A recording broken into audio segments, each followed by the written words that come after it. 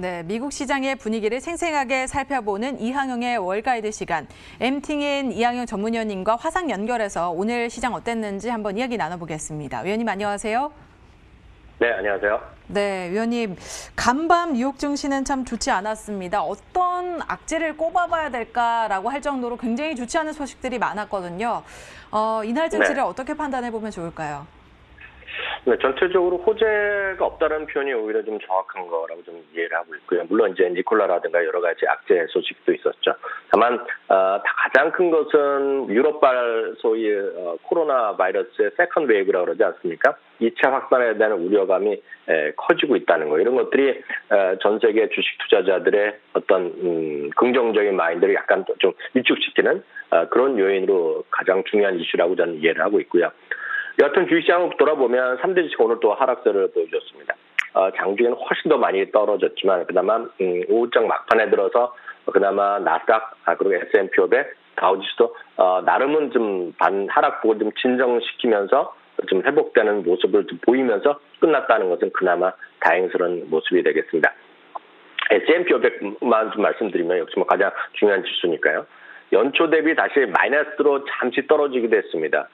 참고적으로 연초 대비 플러스로 전환한 것이 지난 6월 8일이었거든요. 그러니까 거의 한 3, 4개월 만에 다시 마이너스로 다시 잠시 갔었습니다. 참고적으로 연말 지수가 3,230포인트였는데 오늘 장중에 잠깐 들어갔을 때가 3,229.10포인트니까 여하튼 1포인트 차이지만 연초 대비 마이너스로 들어갈 정도로 지금 시장 분위기가 좀 약간 썰렁하겠고요. 기술적으로 보면 미국에서는 51선과 200일선 나름 그나마 의미 있게 보는 선인데요. 51선이 오늘 이탈한 상태로 일단 이틀 연속 이어진 하루로 일단 마감됐겠습니다.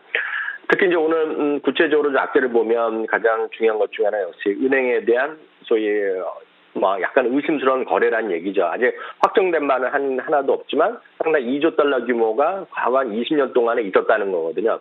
그리고 구체적인 금액도 나왔습니다. 도이치방크 얼마 되고, JP모건 얼마 되고, 뱅크 오브 뉴욕도 얼마 되고, 뭐 이런 것들이 나오면서 금융업종 자체가 3% 넘게 하락했고요. 역시 대표 주자인 JP모건 같은 경우가 3.1% 떨어졌고요. 외국에 상장되어 있는 도이치방크나 그리고 HSBC 같은 것도 주가가 아주 좋지 않은 흐름을 보여줬습니다. 다만 지금 흥미로운 것은 빅테크라고 얘기하는 소위 빅5, 빅4 이런 것들이 있지 않습니까? 이런 것들이 엄청나게 하락세를 출발했지만 오후장 이후 대부분은 일단 구글 정도 제외하고 대부분이 반등에 성공하면서요. 뒷심을 발휘하면서 11개 섹터 중에서 유일하게 기술주만 오늘 플러스로 돌아섰습니다. 그러면서 나스닥의 하락폭을 상당히 진정시키는데 역시 오늘은 또 빅테크가 1등 공신이었다라고 보시면 되겠고요. 역시 그 선봉에는 애플 같은 것이 있는 거죠. 애플은 최근 들어서 목표 주가는 대부분이 물론 여전히 중립적으로 보고 안 좋게 보는 사람도 있지만 좋게 보는 쪽은 요즘 목표 주가 올리고 있습니다. 그런 이벤트 이후에 물론 실망하는 분도 있겠지만 긍정적으로 서비스 매출을 보는 분이 많은데요. 시티그룹이 오늘 또 112달러에서 125달러 올려놨습니다. 이와 오늘 3% 올라갔고요. 아마존도 오늘 강보합에 났습니다. 마이크로소프트는 1.1% 올라갔습니다. 여러분도 게임 아시는 분 계시겠지만 저는 게임에 대해서 아이디어가 별로 없는데 베네스라는 곳을 인수하면서 오늘 1.1%로 올라갔고요. 넷플릭스가 3.7% 올라갔습니다.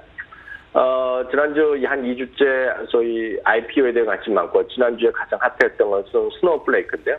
월가에서 드디어 첫 번째 투자액에 나왔는데 많은 분들의 기대와 달리 목표 주가 175달러에 첫 번째 투자액이니 매도 의견 자체가 났습니다. 이 175달러면 지금 가격보다 30-40% 정도 아래 있는 가격이라고 이해하시면 되겠네요. 네, 그렇습니다. 여러 가지 이 종목들을 살펴봤는데 그 가운데서도 오늘 특징주로 꼽을 수 있던 게 니콜라와 관련된 이제 이야기일 텐데 니콜라의 충격이 여전했습니다. 오늘은 또 간밤에 이제 니콜라의 CEO 트레버 밀턴이 이사회 의장직을 사퇴하겠다라고 밝히면서 이 소식에서인지 19% 넘는 급락세를 보이면서 마감을 했거든요. 그 이후에는 또 밀턴의 보유주를 몰수하겠다라는 이야기까지 나오고 있습니다. 니콜라와 관련해서 우리가 어떻게 바라봐야 될지 위원님께서도 좀 분석을 해주시죠. 제가 니콜라나 예를 들어서 많은 분들 뭐 그런 거 좋아하시는 분 계시지 않습니까? 슈랭딩거 뭐 이런 것들 많이 얘기 나올 때마다 제가 말을 잘 안 하는데요. 어찌됐건 니콜라는 어찌됐건 결론을 보면 트레버 밀턴이라는 역시 걸출한 CEO가 오늘 전격적으로 사임했습니다.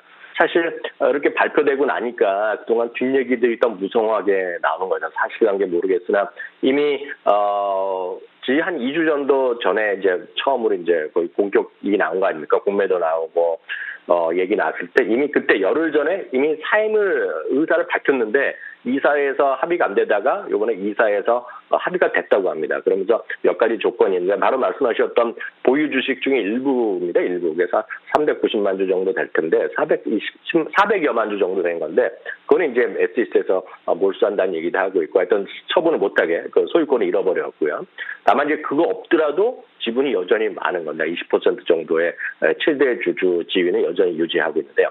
여하튼 발표가 나와서 주가는 급락을 했습니다. 물론 장중에 초반에는 20, 30달러까지 30%까지 떨어졌다가요. 오늘 결국 종가로는 20% 가까이 마감해서 떨어졌는데요. 의견은 뭐 여러 가지 나올 수밖에 없습니다만 중요한 건 5명의 의견을 지금 갖고 있습니다. 월가에서는 많은 분들이 니콜라를 대한민국에서 엄청나게 많이들 하고 뒤에 테슬라를 얘기하고 뭐 대단한 것 같이 얘기하지만 월가에서는 고작 5명의 의견을 내고 있는데요. 어중에 2명 정도는 좋게 얘기하고 3명 정도는 중립 의견을 얘기하고 있습니다.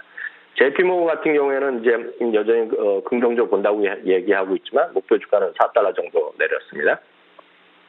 RBC 같은 경우에는 엄청나게 내렸죠. 49달러에서 21달러 지금 반토막 이하로 오늘 한 방에 떨어뜨렸습니다. 그러면서 월가에서의 신뢰 회복을 회복하기에는 엄청나게 오랜 시간을 가질 거란 얘기하고 있고요. 웨드부시에서는 엄청난 변동성이 앞으로 불가피하다는 얘기하고 있는데 사실 제가 말을 순화해서 써놨지 영어로 보면 엄청 더 무서운 얘기를 해놨거든요.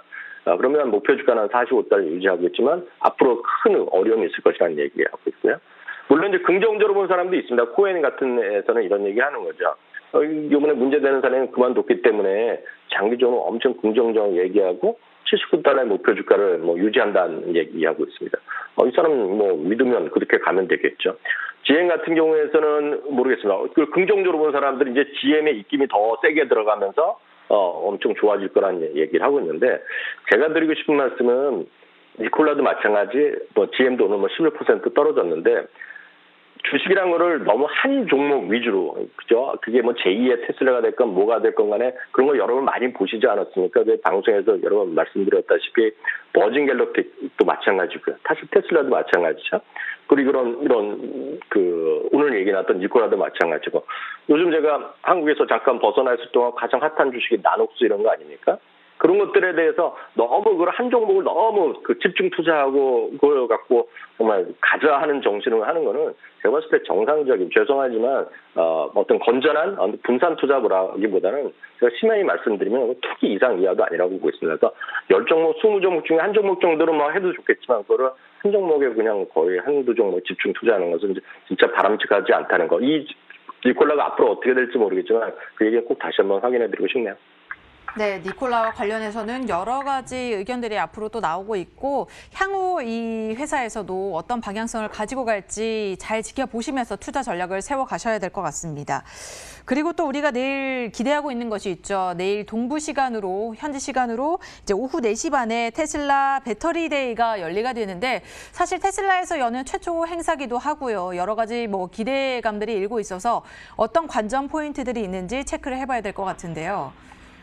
네, 맞습니다. 뭐 한국에서는 워낙 테슬라 좋아하시는 분 많고 일론 머스크 좋아하시는 분 많죠. 사실 전 개인적으로도 일론 머스크 엄청 좋아하고 있는데 아마 한국에서도 이거를 뜬 눈으로 아마 실황 중계 보신 분 많으실 것 같습니다. 이거 유튜브로 온라인으로 다 중계하기 때문에 누구나 관심 있는 분 다 보실 수 있습니다. 말씀하셨지만 정확하게 보면 한국 시간으로 보면 새벽 5시 반입니다. 그래서 저희 방송 530이 딱 시작한 시간에 동시에 이제 샌프란시스코 캘리포니아에서 이제 방송을 시작하는데요. 몇 가지 이제 기대해야 되는 거는 많이 있는 거죠. 이것도 다 전부 다 기대일 뿐인데요. 가장 지금 그나마 많이들 얘기하는 것이 지금 현재 존재하는 배터리 용량보다 그 수명보다 5배 정도 늘어나는 100만 마일까지 갈 수 있다는, 키로수를 보면 160만 킬로까지 사용할 수 있는, 그러니까 그만큼 수명이 이렇게 된다는 거죠. 계속 재충전하면서 수명이 살아있다는 것인데요. 그런 것들, 그리고 배터리를 자체 생산할 수 있는지 여부 뭐 이런 것들이 되겠고, 한다면 규모 이런 것이 되겠습니다.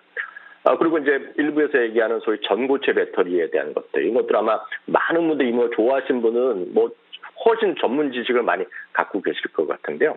중요한 건 딱 이거 아닙니까? 결국은 배터리에 대해서 많은 관심을 갖고 있고 그렇지만 이 부분도 제가 분명히 말씀드릴 수 있는 것은 그래서 배터리에 대해서 뭐가 나오건 간에 결국 그래서 테슬라가 앞으로 얼마나 더 생산을 더 많이 해서 얼마나 더 빨리 출하를 해서 얼마나 더 빨리 이익을 많이 늘려 나가느냐 그거거든요. 그렇기 때문에 실은 내일 어떤 걸 발표하는 것이 중요한 것이 아니라 결국은 테슬라가 몇 대를 더 많이 생산할 수 있는지 이거에 좀 관심을 가지시면 좀 좋을 것 같고요. 월가의 투자력은 여전히 중립적입니다. 평균 목표주가 평균은 고작 $312밖에 안 된다는 것도 좀 보시면 좋겠습니다. 테슬라 주가는 오늘 이제 나름 주가 좀 1% 이상 반등하면서 최근에 반등세를 이어갔지만 시간 내에서는 또 일론 머스크가 한두 개의 또 트윗을 냈거든요. 근데 거기에 보면 2022년까지의 대량 생산할 수 있는 팀 같은 그런 생산 계획까지 나오는 건 아닌 거라는 약간 제가 보기에도 해석이 좀 어려운 것들이 나오면서 오늘 또 시간에서는 또 3% 떨어지고 있는데요. 다시 말씀드리지만 테슬라가 뭔가에 장기적으로 정말 실제로 얼마만큼 좋아지느냐에 따라서 분산 투자가 답이다라고 다시 한번 꼭 확인드리고 싶네요. 아니 그러니까요. 이 행사가 열리기도 전에 머스크 오빠 왜 이럽니까? 트위터에도 또 한 번 이런 말들을 내놓으면서 내일 공개되는 배터리 관련 제품들이 2022년까지는 대량 생산되기가 어렵다. 왜냐하면 이 배터리들이 아까 보니까 이제 다시 디자인되는 로드스터나 사이버 픽업 트럭에 적용될 예정이라서 사용이 될 예정이라서 현재 이제 현재 대량 생산에 나서기는 조금 어렵다는 소식이 들렸잖아요. 그래서 장외 거래에서 현재는 네네. 5% 가까운 하락세를 또 보이고 있거든요. 과연 배터리 데이가 열린다고 해서 우리가 계속해서 이 기대감을 가져가도 좋을지와 관련해서는 물론 행사가 열려서 지켜봐야겠지만 좀 걱정이 되는 부분이기도 하네요. 저는 테슬라에 대해서는 계속 똑같은 말씀드리지만 진짜 테슬라를 자동차를 좋아하고 일론 머스크를 좋아하시는 분 그냥 갖고 가시면 되는 거거든요.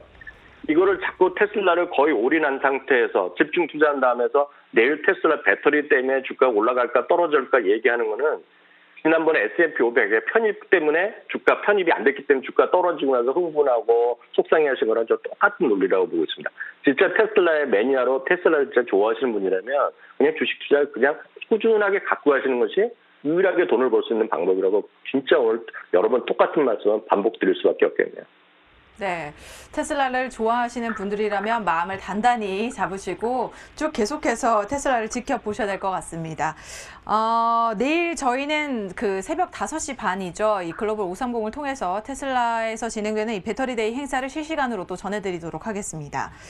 다음 질문으로 이어가 볼게요. 이 주식시장은 여전히 좀 부진하지만 실적 전망에 대해서는 좀 긍정적인 부분들이 나오고 있습니다. 어떻게 바라봐야 될까요? 네, 바로 이런 부분을 여러분들 조금 더 좀 집중적으로 보시면 좋겠는데요. 주가는 지금 아시다시피 지금 4주째 지금 떨어지고 있거든요. S&P가 떨어지고 있는데요. 중요한 것은 이 12개월 이익 전망 자체는 꾸준하게 또 3, 4주째 계속 꾸준히 올라가면서 지금 이런 그림을 보여드리면 결국은 주가는 떨어졌는데 이익은 올라가는, 이익 전망이 올라가는 것은 결국은 PR이 내려가는 것입니다. 그래서 PR이 지금 21.7배까지 떨어졌거든요. S&P 500 PR이 21.7배 예상 실적 기준을 보면 이게 23배가 넘었다는 것이기 때문에 상당히 주가는 오히려 안정되는 측면이 되겠고요. 이익 조정 비율 같은 거 보면 특히 이익 전망을 올린 기업이 지금 76%입니다. 그러니까 4개 중에 3개는 오히려 이익 전망을 늘리고 있는 상황이라는 거죠. 그것은 그만큼 주가랑 상관없이 이익 전망은 좀 올라가고 있고 그렇기 때문에 애플이건 예를 들어서 마이크로소프트건 이런 것들에 대한 긍정적 의견이 여전히 나오는 겁니다. 물론 주가는 쉴 수 있지만 늘 말씀드리지만 주가라는 것은 출렁거리기 때문에 오히려 주가고 그렇기 때문에 주식은 위험한 거거든요. 주식은 저는 한국 주식, 미국 주식 똑같이 말씀드리지만 어느 하나 주식이 무조건 올라가는 건 그렇게 생각하시면 크게 오산입니다. 특히 주린이 분들이 그렇게 생각하시는 많은데요. 그래서 늘 오늘 말씀드린 거 아주 간단합니다. 이익이 증가하는 섹터, 이런 이익 증가하는 종목군, 한국이건 미국이건 이런 것들을 좀 안정적으로 꾸준히 분산 투자하시라는 말씀 분명히 드리기 싶겠고요. 이익에 대한 전망 자체가 올라가는 것만 보면 여러분들이 생각하는 기술주도 좋지만 최근 들어서 내년에 이익 전망이 가장 많이 좋아지는 것은 기술주보다는 임의 소비재나 필수 소비재, 산업재, 기술주 이런 것들이 소재주 이런 거거든요. 그러니까 다분히 여러분들 생각하는 기술주 외에도 경기 민감주라든가 흔히 얘기해서 가치주들의 이익 전망 증가가 많이 좋게 나오기 때문에 그런 관점에서 최근 들어서 로버트 슐러나 이런 몇몇 유명한 사람들도 그런 가치주로 사거나 경기 민감주를 사라는 얘기가 그런 얘기에서 나온 것이다. 다시 말씀드리지만 분산 투자 그리고 장기적으로 적립식으로 투자하는 것이 유일한 답이다라고 꼭 말씀드리고 싶네요. 네, 위원님께서는 특히 주린이 분들에게 분산 투자와 적립식 투자가 굉장히 중요하다라는 말씀을 해주셨습니다. 저희 내일 시장 배터리데이에 관련된 소식 자세히 함께 들고 또 다시 찾아뵙겠습니다. 오늘 말씀 고맙습니다. 네, 감사합니다.